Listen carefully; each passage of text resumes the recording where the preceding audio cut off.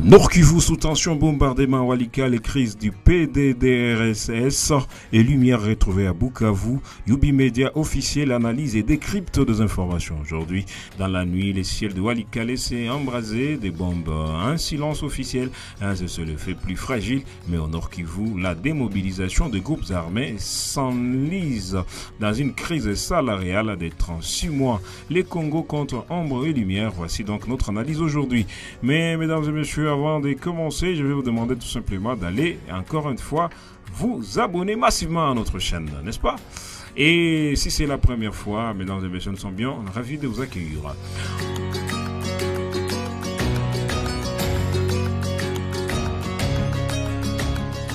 Dans la nuit du mardi 22 au mercredi 23 octobre 2025, les forces armées de la République démocratique du Congo ont mené un bombardement aérien sur une position de l'ARC du mouvement AF123 situé à Boussika, dans la localité de Boulewa, non loin des Kachebere, dans les territoires de Walikale au Nord-Kivu. Selon plusieurs sources locales, la bombe aurait explosé vers 3 h du matin, provoquant une forte détonation entendue dans plusieurs villages environnants. Ces bombardements interviennent 24 heures après les survols de la zone par un drone des FARDC observé dans la soirée du mardi 21 octobre.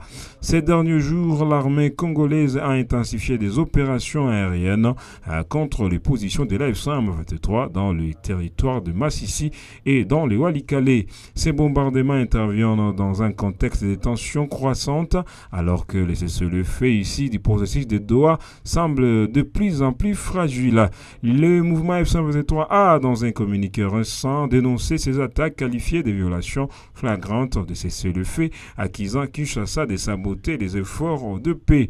Nous allons peut-être y revenir dans ces communiqués publiés hier, mercredi 22 octobre 2025. Le mouvement F123 a accusé le gouvernement de Kinshasa de mener des bombardements délibérés et aveugles sur des zones densément peuplées des territoires de Massissi et Walikale dans la province du Nord-Kivu. Selon les contextes, ces attaques auraient eu lieu le mardi 21 et mercredi 22 octobre, notamment dans les localités de Nyarushwamba, Massissi et Kachebere dans le Walikale. Et le mouvement parle des violations flagrantes de cessez-le-feu convenues dans le cadre du processus de paix de Doha. La F123 qualifie ces frappes des campagnes des balicistes du régime de Kinshasa qui l'accusent de refuser toute solution pacifique au conflit dans l'est du pays. Par ces agressions, le régime de Kinshasa a cyniquement